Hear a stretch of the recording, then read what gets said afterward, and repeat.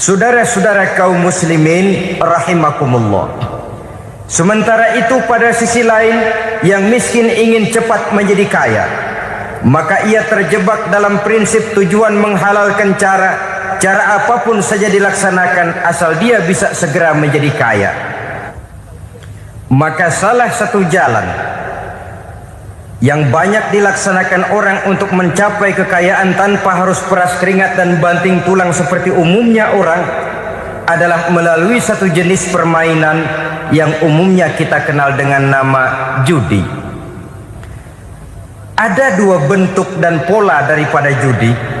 Walaupun seiring dengan kemajuan ilmu pengetahuan dan teknologi canggih, peradaban manusia semakin tinggi, maka jenis macam judi yang dimainkan oleh manusia ikut-ikut menjadi canggih.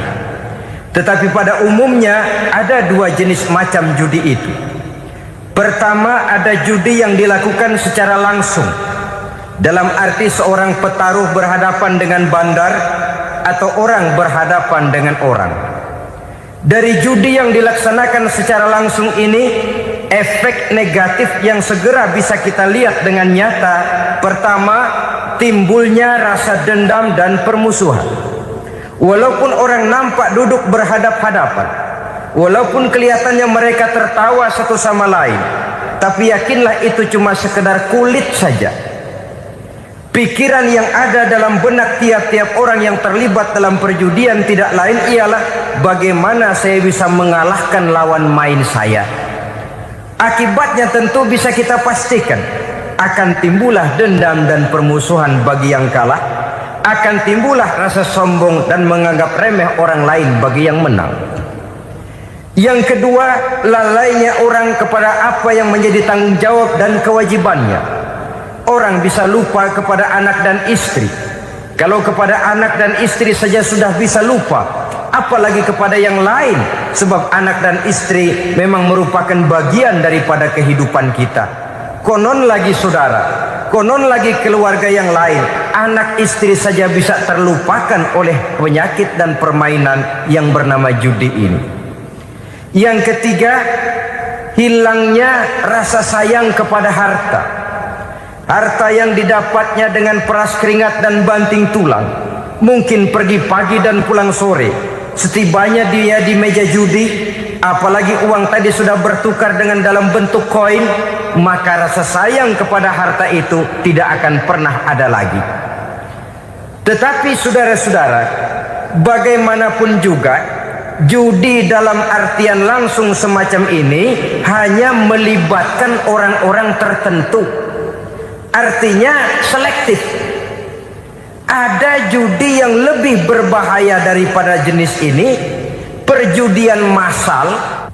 Taruhlah roulette dan kasino itu judi. Tetapi judi jenis roulette dan kasino ini bahayanya hanya untuk orang-orang tertentu yang memang sudah mapan, kelompok elit. Masa iya bocah angon di kampung main roulette? Apa ia yang tinggal di pinggir kali kenal kasino? Ya entahlah kalau kasino Prambos ya. Dari judi massal semacam ini lahirlah penyakit yang dinamakan tulul amal. Tulul amal, orang yang terlalu panjang angan-angan. Bukan tidak boleh orang bercita-cita, sebab cita-cita itu perlu. Katanya manusia tidak makan masih bisa hidup 1 bulan lebih. Manusia tidak minum masih bisa hidup 3 hari lebih. Tapi manusia tidak punya cita-cita 1 jam pun dia tidak akan bisa hidup. Karena faktor yang membuat kita bergairah menghadapi kehidupan, faktor yang mendorong kita untuk tetap berusaha dan tegar menghadapi resiko, karena adanya cita-cita di dalam kehidupan kita. Tetapi cita-cita tanpa direalisir dengan usaha, cita-cita yang tidak berangkat dari kemampuan yang ada, pada akhirnya hanya akan merupakan cita-cita yang mengawang, tidak akan terwujud dalam kenyataan dan akan membentuk manusia menjadi orang yang tulul amal, panjang angan-angan, terlalu muluk keinginan, tidak berangkat dari kemampuan dan kesanggupan yang ada pada dirinya sendiri. Maka penyakit inilah yang telah menghasilkan dan melahirkan penghayal-penghayal kelas berat, tukang-tukang ngelamun kelas tinggi yang hidup di angkasa luar. Dan sejarah belum pernah mencatat ada orang menjadi kaya karena judi, itu belum pernah. Saudara lihat saja orang kaya yang namanya Adnan Khashoggi, orang kaya yang namanya Henry Ford, orang kaya yang namanya Aristotle Onassis, orang kaya yang namanya David Rockefeller.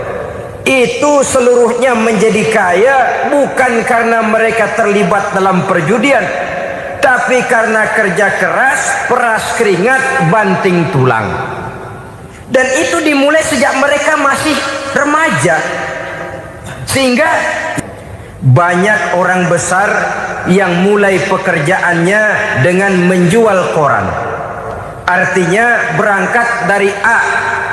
Banyak pengusaha mobil yang memulai pekerjaannya dari tukang cuci mobil, tapi lalu bertahap dan tegar menghadapi kenyataan, sehingga proses demi proses dia hadapi dengan tegar, dengan tabah, dengan sabar, dengan ulet, sampai kepada membuahkan hasil. Kita ingin pintas, kayaknya mau, usahanya tidak mau, senengnya mau, peras keringatnya tidak mau. Ini tentunya akan melahirkan kontradiksi di dalam kehidupan.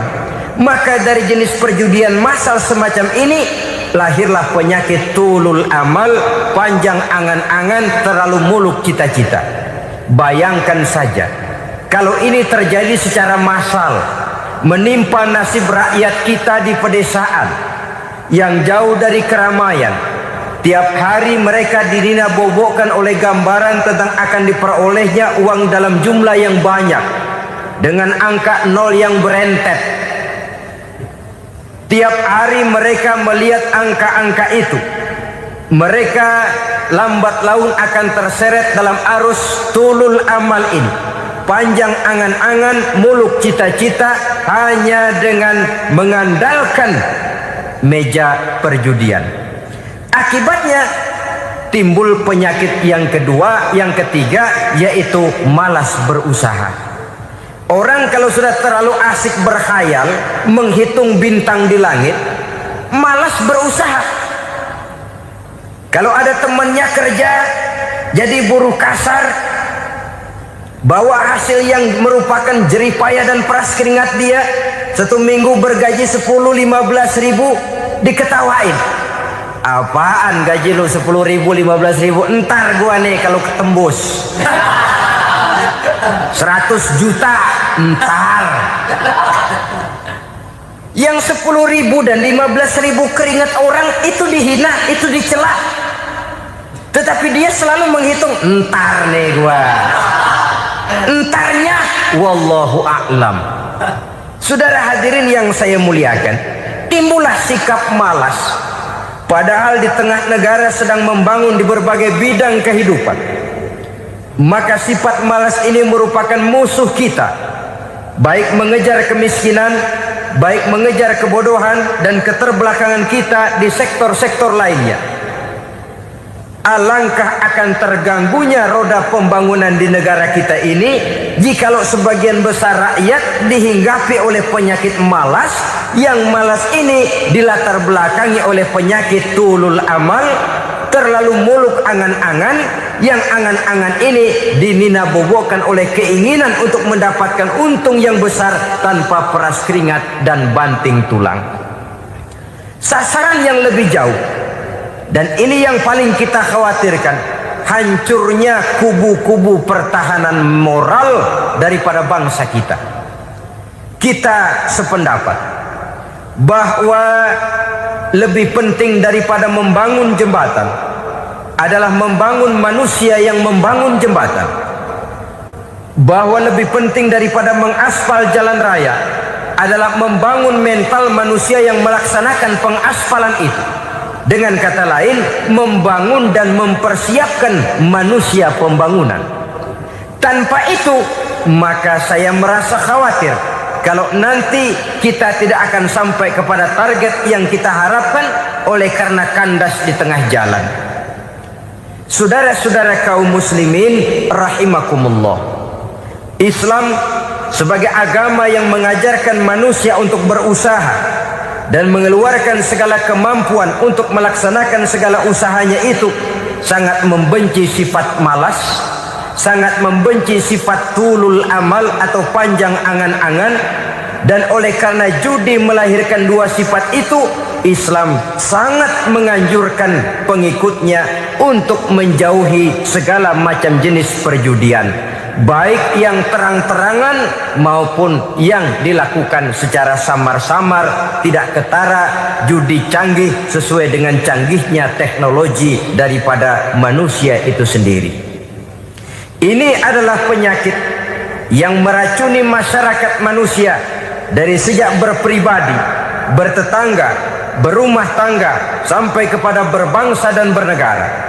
Dan kasus-kasus yang timbul sudah cukup banyak, yang tidak mungkin lagi kita katakan hanya sekedar bersifat kasuistis, bersifat kasus-kasus kecil saja. Sebelum riaknya naik ke permukaan, marilah kita membuat benteng untuk masing-masing pribadi muslim memelihara dan menjaga diri jangan terseret dalam permainan yang bernama judi, apapun bentuknya, bagaimanapun cara dan ragamnya. Karena jelas bahayanya lebih besar daripada manfaatnya.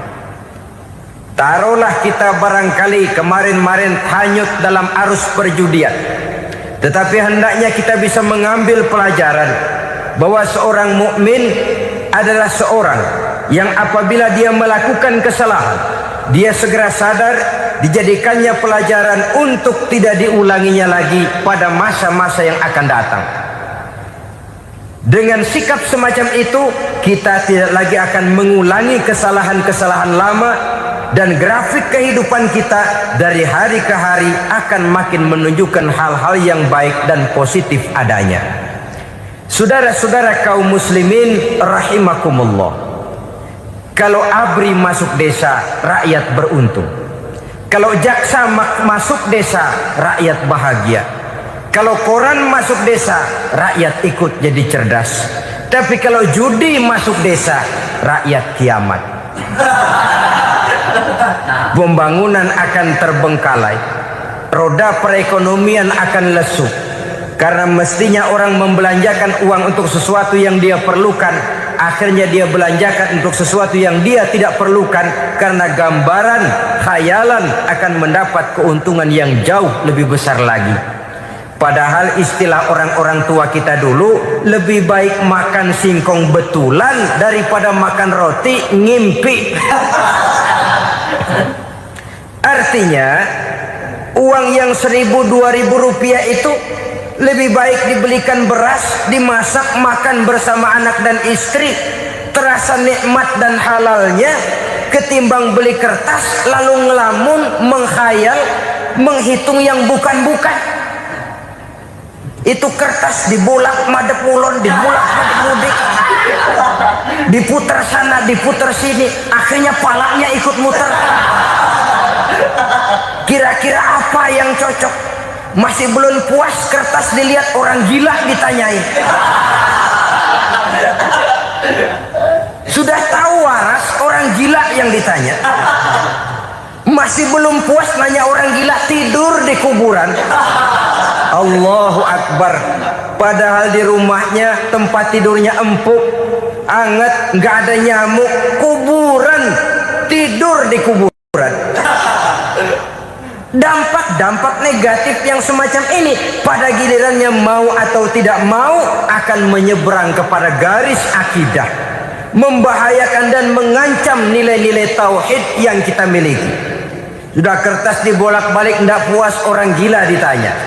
Orang gila ditanya belum maram, tidur di kuburan. Barangkali ada bisikan. Saudara hadirin yang saya muliakan, memang walaupun wahyu sudah berhenti, tapi Allah masih memberikan ilham kepada hamba-hambanya yang dikehendakinya. Tetapi ilham itu bentuknya positif. Kalau saudara pagi-pagi berniat, tahu-tahu datang pikiran nanti malam mau ngaji, itu namanya ilham.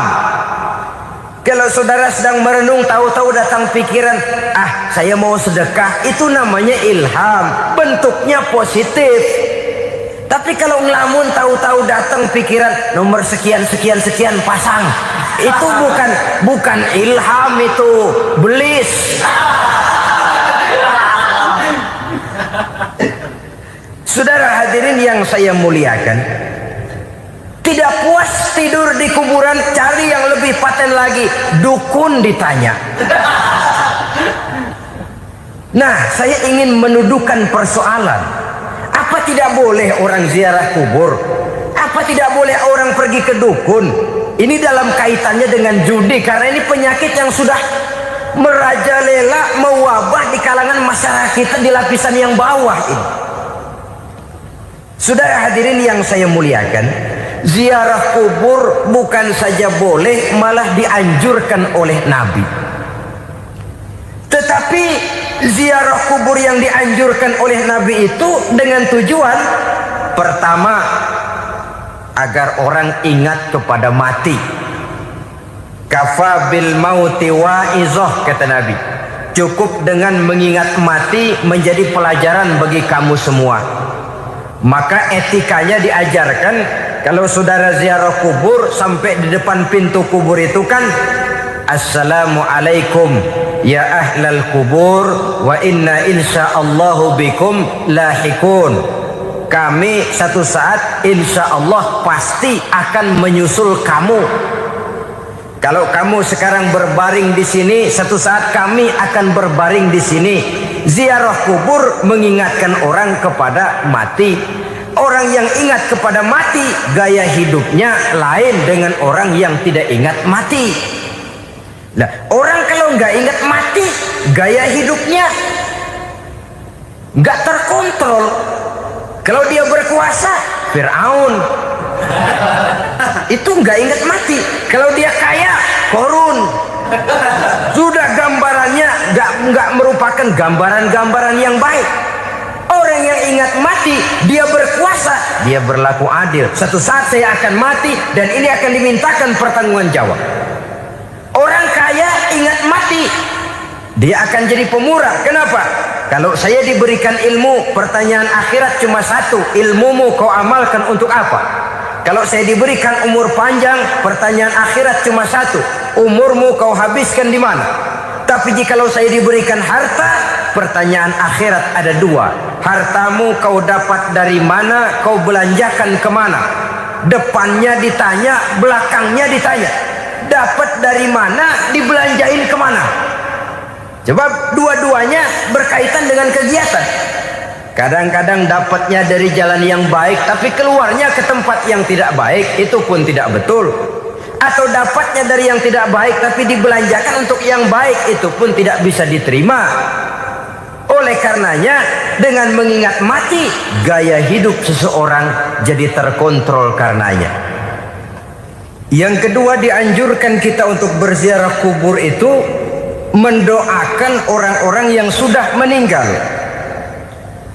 Mal mayyitu fi qabrihi illa kal gharikil mutaghawis, kata Nabi. Orang yang sudah meninggal itu di alam barzakhnya adalah seperti orang yang tenggelam di lautan, menunggu doa dari keluarganya yang masih hidup. Apakah itu anaknya, kemenakannya, cucunya, dan lain sebagainya. Adapun yang kalau kita ziarahi itu kuburnya orang-orang yang kita tahu merupakan orang soleh, orang yang berjiwa bersih, yang kita kenal ketakwaannya kepada Allah Subhanahu wa ta'ala, tidak ada salahnya kita bertabarruk, asal jangan dengan satu keyakinan bahwa dia secara mandiri bisa mendoakan kita. Dia hanya bisa melakukan itu hanya dengan izin Allah. Nah, umumnya orang kalau sudah ziarah ke kubur-kubur keramat itu Allahnya kelupaan. Itu yang dikhawatirkan merusak dan mengganggu akidah. Sehingga di awal-awal perkembangan Islam, Nabi pernah melarang orang ziarah kubur itu. Ini bisa kita simak dari hadis, kuntu nahaitukum an ziyaratil qabri fazuruha. Dahulu aku pernah melarang kamu untuk ziarah kubur. Adapun sekarang kalau mau ziarah, ziarahlah kamu. Kata-kata dulu aku pernah melarang kamu itu menggambarkan bahwa pada permulaan perkembangan Islam, nilai keimanan para sahabat masih rapuh, masih lemah, masih memerlukan pembinaan. Sehingga kalau mereka sering ke kubur, dikhawatirkan mereka minta kepada kubur. Nah, tetapi tatkala nilai keimanannya sudah mapan, sudah kuat, kata Rasul, fazuruha. Adapun sekarang kalau mau pergi berziarah, ziarahlah kamu.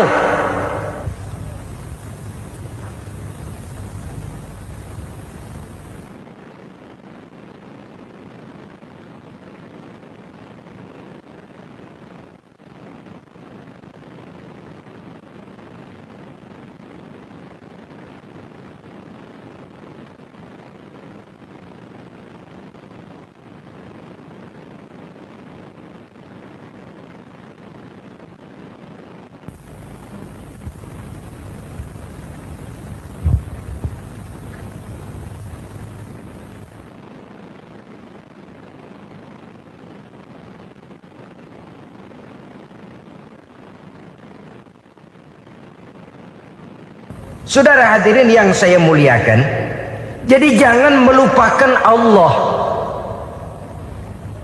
Saya bisa saja berkata, kalau saya misalnya pakai cincin, lalu saya bilang, saya sejak pakai cincin ini, jangan anak gadis, nenek-nenek ngelihat saya lemes.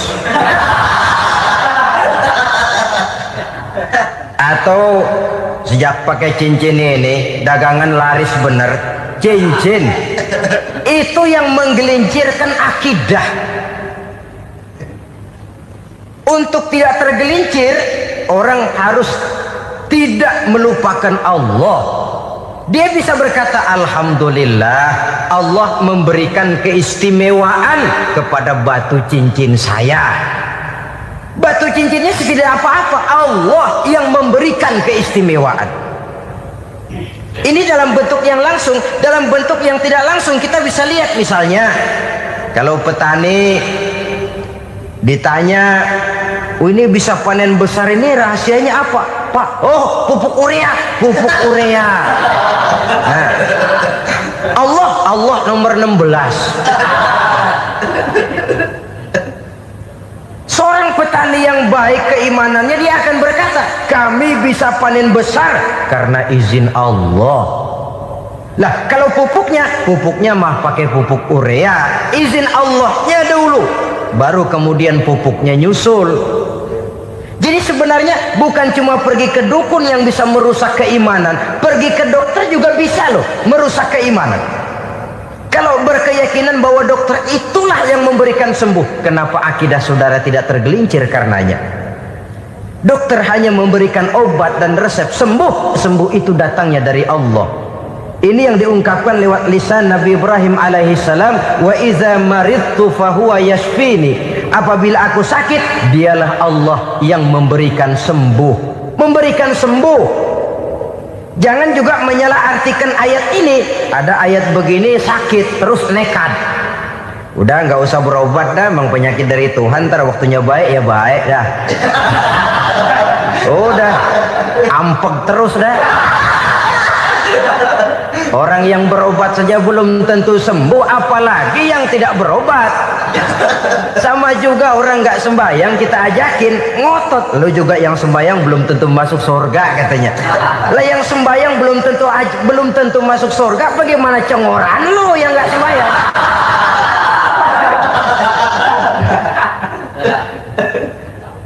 Saudara hadirin yang saya muliakan, kaum muslimin yang berbahagia.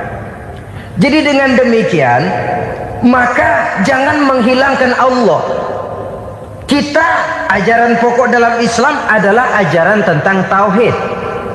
Nah, tauhid ini menyangkut mengesahkan Allah baik di dalam zatnya, baik di dalam sifatnya, baik di dalam perbuatannya, baik di dalam beribadah kepadanya.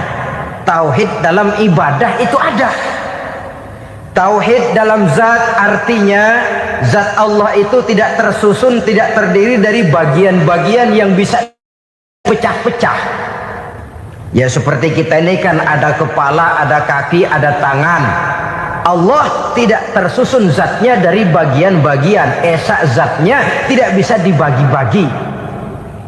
Esa sifatnya artinya Allah itu sifatnya tidak pernah berubah. Sejak dahulu sampai sekarang Allah itu cinta kepada orang beriman yang melakukan kebaikan. Dan Allah benci kepada orang kufur yang melakukan kejahatan. Mustahil satu saat Allah berubah. Orang kufur yang berbuat kejahatan didemenin, orang mukmin yang berbuat kebaikan dikeselin. Misalnya tahun 2000 Tuhan giliran jengkel sama orang mukmin. Itu mustahil. Dia esa di dalam sifatnya. Lain dengan sifat kita manusia. Sifat kita ini kan relatif. Ada saatnya kita senang, lain saat yang kita senang betul kita caci maki. Hari ini kita caci maki, besok kita puji. Lihat teman kaya, habis kita omongin, boleh jadi dia kaya. Kenapa? Dukunnya 36. Begitu kita habis caci maki begitu, dia datang ngasih duit sama kita. Cacian itu bisa berubah menjadi pujian. Lu ya emang bukan main dah. Sifat kita itu relatif, bisa terpengaruh oleh situasi dan kondisi. Saudara hadirin yang saya hormati, kaum muslimin yang berbahagia, Allah juga esa di dalam perbuatannya.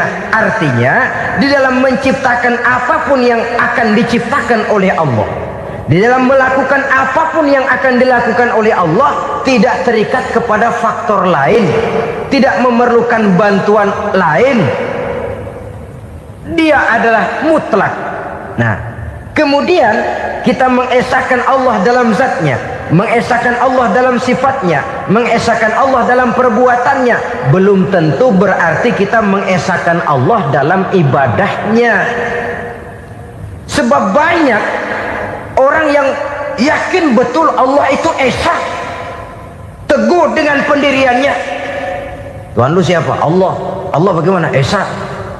Bagaimana kalau dua? Kagak. Tiga? Enggak. Mantap. Soal tahlil paten. Tapi dalam ibadah kadang-kadang dia tidak mentauhidkan Allah. Ini makna wa ma umiru illa liya'budullaha mukhlisin.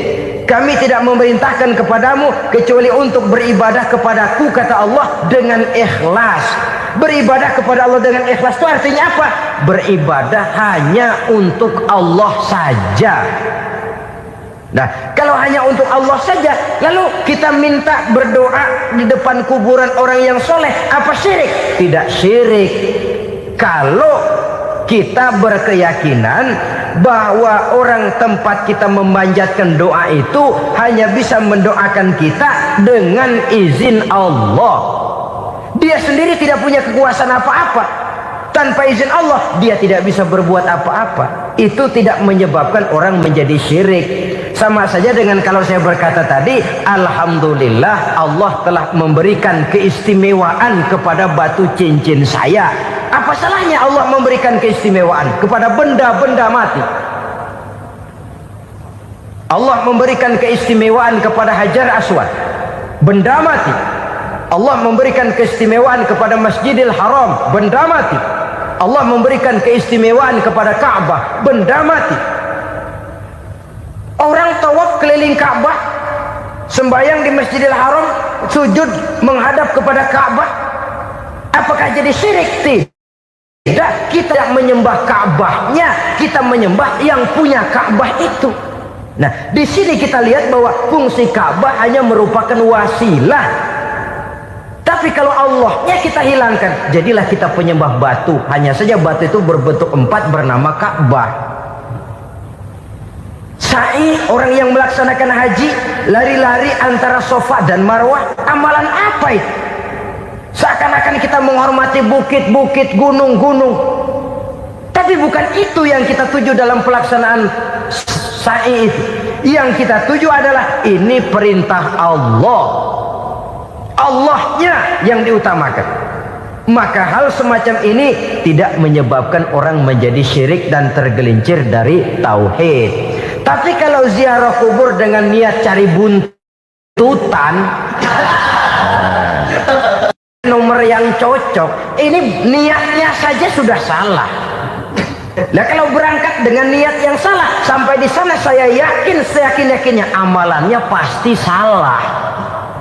Lah, kubur yang diziarahin bukan kubur orang soleh. Ya mana ada orang soleh ngasih kode buntut. Ada juga orang salah. Orang soleh itu kadang-kadang dia nggak tahu kuburan siapa, nongkrong aja di situ. Memang sulit saudara-saudara, mental ya, namanya mental. Kalau memang mental sudah mental judi, apa saja bisa dijudiin. Jadi orang nggak perlu sebenarnya pemerintah terlalu gini, nggak usah. Kembali saja kepada mental. Kalau mental memang sudah mental judi, apaan aja bisa dijudiin. Pulang tengah malam nabrak babi, aha, babi yang keluar nih.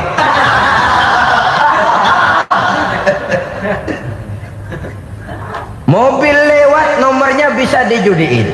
Bajai lewat, bajai bisa dijudiin. Mental. Kalau memang mental sudah mental judi, apapun saja bisa dijudikan. Saudara hadirin yang saya muliakan, lalu bagaimana dengan dukun? Ya, saudara hadirin, pergi ke dukun hakikatnya sama dengan pergi ke dokter. Orang berusaha melaksanakan yang namanya syariat, hakikatnya kembalikan kepada Allah. Syariatnya kita laksanakan. Tetapi, nah ini tetapi, yang pertama saudara harus tahu betul dukunnya itu bayang apa enggak, agamanya kuat apa enggak. Sebab ya tentu tidak ada dukun yang jelek, karena pada umumnya penyakit dukun itu kan nyohor, iklan lewat koleha-kolehanya. Kita bisul kecil datang, kita dukun, ah ini si kecil kemarin bisul kayak kelapa 5 menit baik. 5 menit padahal kemarin kagak ada yang datang. Diolah sedemikian rupa supaya orang mantap. Jadi jangan asal sembarangan. Kadang-kadang lihat potongan dukunnya aja kita ngeri. Mukanya sudah klemot, nggak pernah tersentuh air wudhu. Jangankan air wudhu, mandi aja jarang. Yang kayak begini yang dipegang mati-matian, yang dipercayai habis-habisan, akan kita kemanakan tauhid kita ini? Apalagi kalau perginya sudah dengan niat mencari nomor yang jitu. Itu saya katakan lagi tadi, berangkat saja sudah dengan niat yang salah. Orang berusaha silahkan. Sama juga kita ke dokter. Oleh dokter kan setelah diperiksa penyakit kita, lalu dianalisa, oh ini penyakitnya ini, kemudian diberikan obat. Lah obat itu kan tentu ada aturan minumnya tuh. Yang kapsul ini sehari 3 kali, yang tablet ini sehari 2 kali. Kalau kita minumnya kelebihan, overdosis namanya. Saking pengen cepet baik, sekali minum 10 tablet. Ya memang nggak sakit-sakit lagi, tapi nggak hidup sudah. Habis. Kita pun dalam melaksanakan amalan hidup beragama begitu. Saudara datang kepada kiai, orang-orang soleh, meminta amalan, wiridan, itu jangan sampai overdosis. Tidak sesuai dengan kemampuan pribadi. Wong masih SD sudah minta matematika kelas SMP, celeng. Baru SMP sudah minta diajarkan filsafat kelas perguruan tinggi, semaput. Kenapa Kenapa? Daya tampungnya nggak kuat. Emang ukuran secangkir, minta disiin seember, ya luber. Lebihnya nggak cukup. Kenapa? Yang diberikan, yang diamalkan tidak sesuai dengan makomnya, tidak sesuai dengan kemampuan yang ada pada dirinya. Saudara hadirin yang saya muliakan, akhirnya apa? Mencelakakan dirinya sendiri, ngawur. Baru sembahyang seminggu udah ngaku ketemu malaikat. Oh, sembahyang ditemenin malaikat lah, sembahyang baru seminggu mulai. Tuh malaikat iseng amat. Ya walaupun kalau Allah izinkan tidak mustahil, tapi kan tidak logik. Orang yang melaksanakan ibadah puluhan tahun memerlukan riyadhah dan latihan, khusyuk dan tawadhu, penuh tazallul, merendahkan diri di hadapan Allah, belum tentu mendapat karunia yang semacam itu. Saudara hadirin yang saya muliakan, jadi dengan kata lain, yang pertama, lihatlah dulu kualitas dukun yang akan saudara datangi itu. Ini kualitas black apa kualitas white, aspal apa cat putih, sehingga jangan sampai kita salah pilih. Sebab biasanya orang kalau sudah hanyut di kali, rumput pun dia pegangin.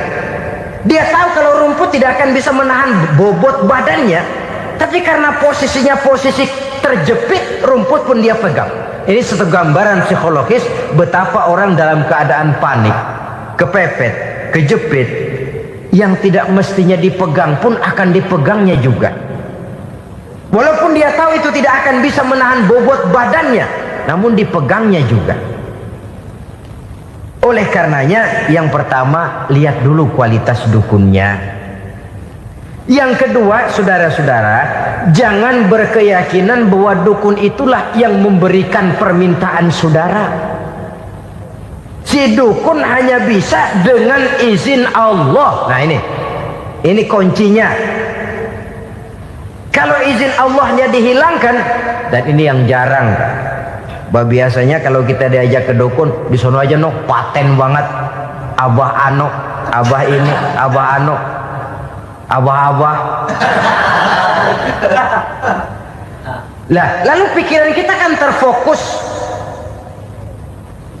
Dikala itulah kita mulai menyampingkan Allah. Di situ yang dikhawatirkan nilai tauhid kita jadi tergoyah karenanya. Bahwa orang yang kita datangi, yang kita kenal kesolehan dan ketakwaannya, hanya bisa memberikan pertolongan dengan izin Allah. Dengan izin Allah dia doakan kita dan doanya kabul. Dengan izin Allah dia penuhi hajat kita dan hajat kita jadi terlaksana, jadi kenyataan dengan izin Allah. Sebab Allah itu memberikan keistimewaan. Ada waktu istimewa, ada tempat istimewa, ada jam istimewa. Kenapa sih sedekah hari Jumat dengan sedekah hari Kamis pahalanya kok lebih besar hari Jumat? Karena itu waktu istimewa. Kenapa untuk sembahyang sunnah dianjurkan sepertiga malam yang terakhir? Karena itu waktu istimewa.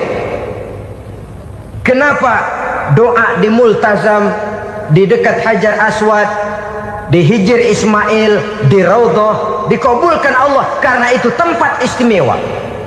Memang kadang-kadang ada orang berkata, kalau mau berdoa kenapa mesti di kuburan wali? Di rumah juga berdoa, Tuhan dengar. Betul, Tuhan dengar, bahkan tidak berdoa pun Allah tahu isi hati kita. Tapi soal dikabulkan atau tidak, itu hak Allah. Dan Allah memberikan fasilitas kepada tempat-tempat tertentu dan istimewa. Dan itu diajarkan oleh Nabi. Di Raudhah perbanyak doa. Kenapa? Itu tempat yang mustajabah. Artinya Allah memberikan keistimewaan kepada tempat-tempat tertentu. Dalam konteksnya dengan ini, makom para aulia, para wali, para ulama soleh, tidak ada salahnya kita berdoa di sana, bertawassul. Bukan meminta kepada si kiai, bukan meminta kepada si ulama, bukan meminta kepada si wali, meminta kepada Allah melalui tempat yang orangnya kita yakin dekat dengan Allah. Walaupun Allah tidak memerlukan perantara, itu jelas.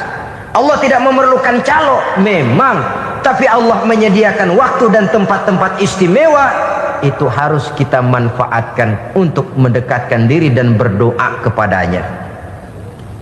Saudara-saudara kaum muslimin rahimakumullah, saya kembali dalam konteksnya dengan dukun yang akhir-akhir ini jadi populer karena merajalelanya judi sampai kepada desa-desa, pedesaan-pedesaan terpencil, yang akibatnya menjauhkan orang dari nilai tauhid.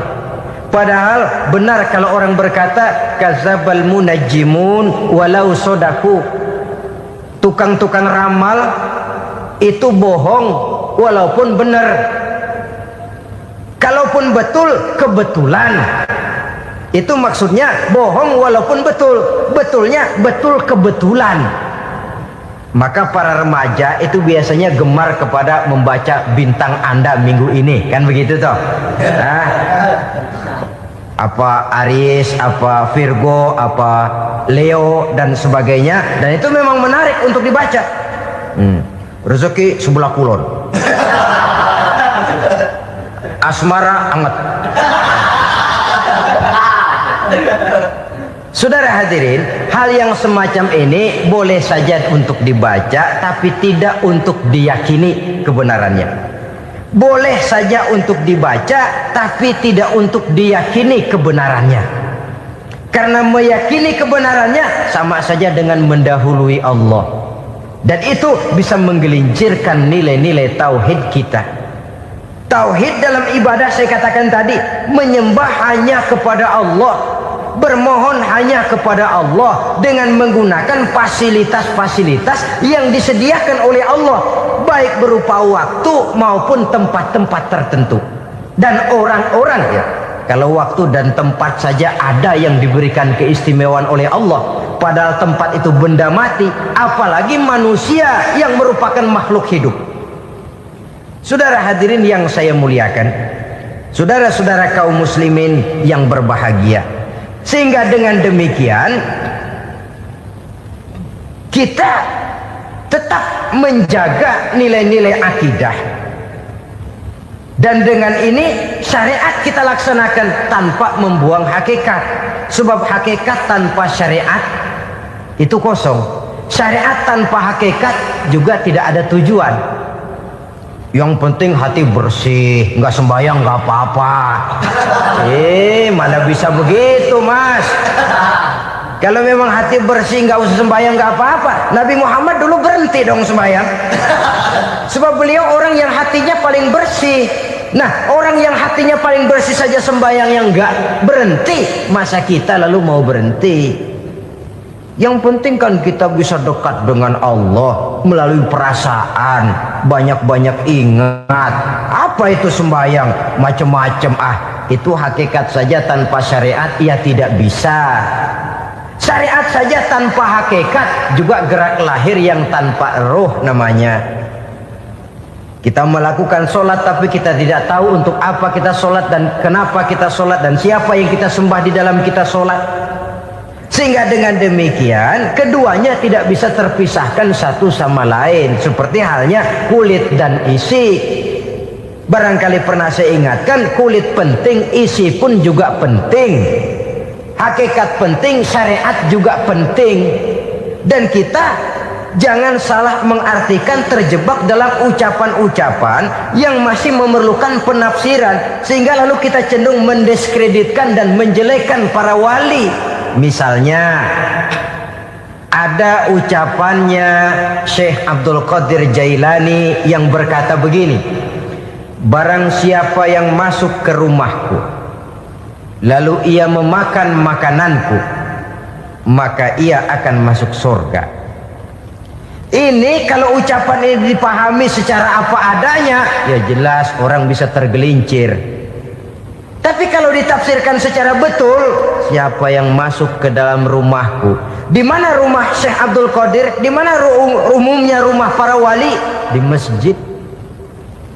Jadi siapa yang masuk ke dalam rumahku? Masjid.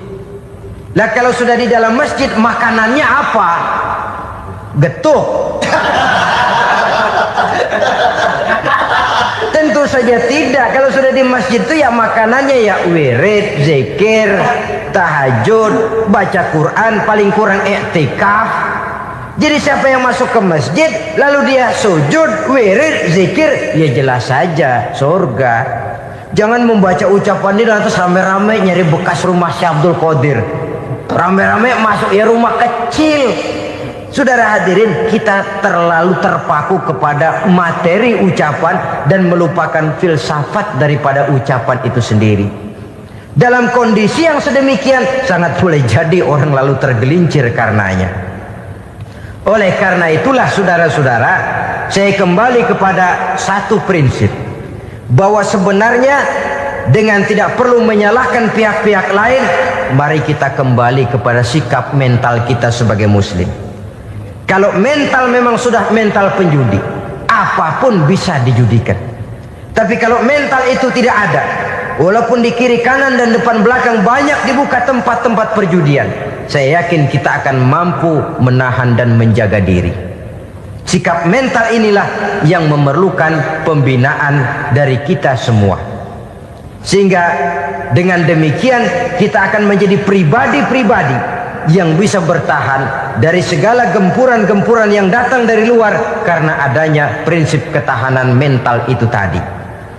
Sekali lagi saya ingatkan bahwa judi selamanya tidak akan pernah mendatangkan kebahagiaan. Judi tidak akan membuat orang menjadi kaya. Judi tidak akan membuat orang makin akrab berteman dan bersaudara. Yang jelas judi melahirkan permusuhan dan dendam, membangkitkan rasa malas, memulukan angan-angan tanpa mau peras keringat dan banting tulang, melalaikan orang dari tanggung jawab dan kewajibannya, membuat ia lupa kepada anak, istri dan seluruh keluarganya, dan pada akhirnya dia akan terjebak dalam satu permainan yang makin menjauhkan dia dari proses kesadarannya sebagai manusia. Sebagai uraian penutup, marilah kita renungi firman Allah dalam Al-Baqarah ayat 208. A'udzubillahi minasyaitonir rajim. Ya ayyuhalladzina amanu dukhulu fis silmi kafah wa la tattabi'u khutuwatis syaitan innahu lakum aduwwum mubin. Hai orang-orang yang beriman, masuklah kamu ke dalam keselamatan. Masuklah kamu ke dalam Islam secara keseluruhan. Jangan kamu mengikuti jejak-jejak setan, karena setan adalah musuhmu yang nyata dan jelas. Judi termasuk jejak-jejak yang ditinggalkan oleh setan untuk diikuti oleh kita agar kita mendapatkan kesengsaraan baik di dunia, lebih-lebih di akhirat nanti. Semoga Allah selamatkan kita, Allah selamatkan seluruh bangsa kita dari penyakit-penyakit judi yang melahirkan efek-efek negatif dalam kehidupan. Terima kasih atas perhatian saudara. Mohon maaf atas segala kekurangan. Usikum wa nafsi bitaqwallah. Wassalamualaikum warahmatullahi wabarakatuh. Waalaikumsalam.